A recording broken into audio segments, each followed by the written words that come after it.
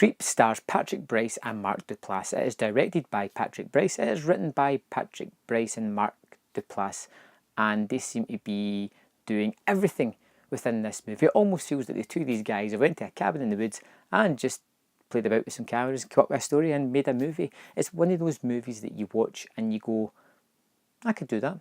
I really could. They make it look effortless, and there's probably a lot more thought into it than what it first seems. Creep is a kind of found footage horror-ish movie that focuses on this guy who hires a videographer to come and pretty much document a day or a couple of days in his life as he is dying of a terminal illness, and he wants to sort of preserve his memory for his unborn child. That's the basic plot. Things go off the rails when things don't turn out quite as they seem. So Patrick Brice is Aaron, the videographer, that turns up there for some easy money and just record this guy's life. Mark Duplass is Joseph, the man who has hired this person to document his life. And when we first meet these two, Joseph comes off as a little bit odd.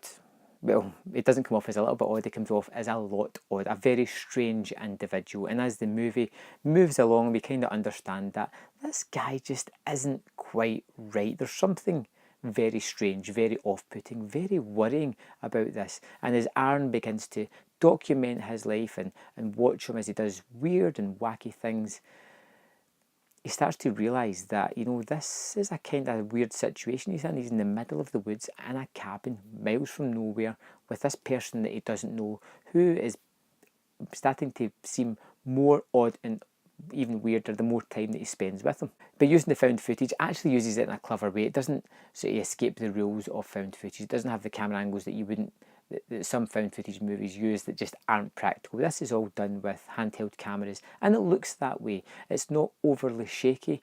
It is kind of steady-ish, but still has that real life look about it.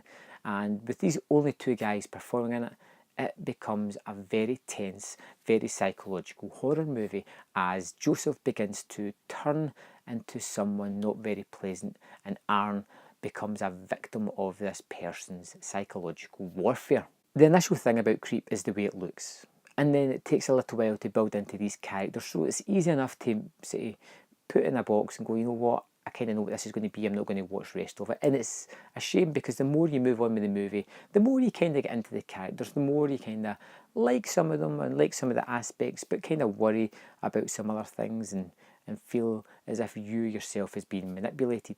And it also overcomes one of the big hurdles that I have with found footage movies. Who put the movie together? Who let this out into the public? And at the end of this, you kind of get a bit of an answer to that. It looks like an experimental film. Two guys have just pretty much went into the woods with camera, sound equipment, some lighting, but it looks as if it's mostly natural lighting, and just tried to create something. And they have a genuinely semi-interesting, semi-fun, kind of creepy movie. I gave Creep 2.5 out of 5. It has some drawbacks, but it's very much an oddity, a very curious oddity at that. If you like found footage movies, if you like the kind of horror movies that with a little bit difference and you're never quite sure how they're going to play out, this one could actually give you some interesting factors that you haven't noticed before. I like Creep, I like Mark Duplass particularly, and I thought it worked okay. It wasn't a complete success, but it wasn't a complete failure either. It was worth the time, but I'm never going to go back to it.